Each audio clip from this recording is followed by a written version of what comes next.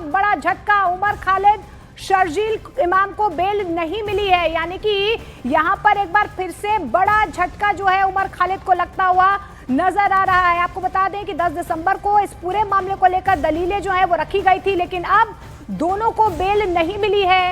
ये अब तक की सबसे बड़ी खबर आप न्यूज़ 18 इंडिया पर देख पा रहे हैं। सुप्रीम कोर्ट की तरफ से साफ तौर पर बेल रिजेक्ट कर दी गई है। शंकर आनंद ज्यादा जानकारी के साथ हमारे साथ जुड़ रहे हैं। शंकर, उमर खालिद को झटका, शर्जील को भी?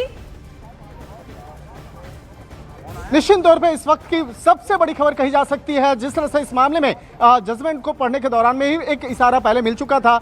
इस मामले की सबसे बड़ी खबर इस लिहाज से कही जा सकती है कि आरोपी उमर खालिद और शर्जील इमाम की जो जमानत से जुड़ी याचिका है उसको सुप्रीम कोर्ट ने खारिज कर दिया है। और इसकी जो वजह है वो भी इसकी वजह बताई गई है कि किस तरह से उमर खालिद और शर्जील इमाम पर बेहद संगीन आरोप है। और इस मामले पर जिस तरह से दिल्ली पुलिस के द्वारा उन तमाम दलीलों को कोर्ट के सामने रखा गया था और बताया गया था कि इसके खिलाफ कितने संगीन मामले हैं, और इस मामले में जो जिस तरह से यूएपीए एक्ट लगा था, यूएपीए एक्ट के उन तमाम धाराओं को बताया गया था विस्तार से, तो एक तरह से कहा जा सकता है उन तमाम मसलों को ध्यान में रखते हुए उमर खालिद और शर्जील इमाम की जमानत याचिका को खारिज कर दिया गया है। हालांकि अभी जजमेंट जो है अभी और विस्तार से दिया जा रहा है और उस जजमेंट को अभी विस्तार से पढ़ा जा रहा है, लेकिन जिस तरह से इन फिलहाल जो पहला जो प्रावधान है, जो एक महत्वपूर्ण ब्रेकिंग कही जा सकती है कि शर्जील इमाम और उमर खालिद की जमानत याचिका जो है वो खारिज कर दी गई है। निश्चित तौर पे उमर खालिद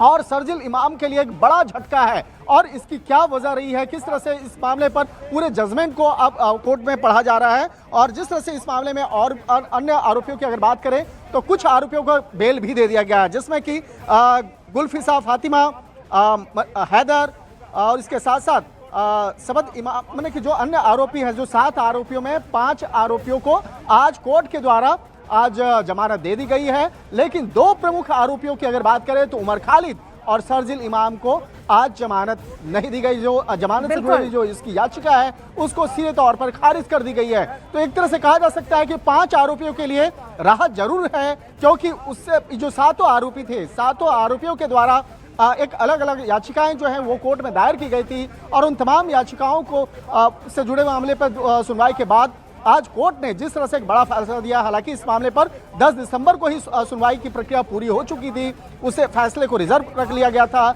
और इस वक्त में जिस तरह से सुप्रीम कोर्ट से एक बड़ा सुप्रीम फैसला जो है सुनाया गया है, जिसमें कि उमर खालिद शर्जील इमाम से जुड़े पूरे जो मामले रहे हैं, उससे जुड़े हुए जो गंभीर आरोप रहे हैं, उसको सुप्रीम कोर्ट ने बताया। उस जजमेंट की जो पूरी विस्तार से जो एक कहा जा सकता है तमाम पॉइंट्स को बताया गया कि आखिर क्या आरोप रहे थे और किस तरह से इस पूरे मामले में सुनवाई के दौरान तमाम बातें सामने आई, और उसी के आधार पर 2 जजों की जो बेंच है उसने एक महत्वपूर्ण फैसला सुनाया है। तो एक तरह से कहा जा सकता है कि अब उमर खालिद और शर्जील इमाम फिलहाल जेल में ही रहेंगे, वो बाहर आना। खालिद की बढ़ती हुई और शर्जील इमाम की आप ही की तरफ से जो खबर दी गई है, एक बार दर्शकों को मैं तफसील से बता दूं। उमर खालिद और शर्जील इमाम यूएपीए की धारा 43D5 के तहत निर्धारित कसौटी पर खरे नहीं उतरते हैं, ये सुप्रीम कोर्ट की तरफ से कहा गया है। यानी कि सीधे तौर पर उमर खालिद और शर्जील इमाम को एक बार फिर से झटका लगा है, जमानत याचिका खारिज कर दी गई है।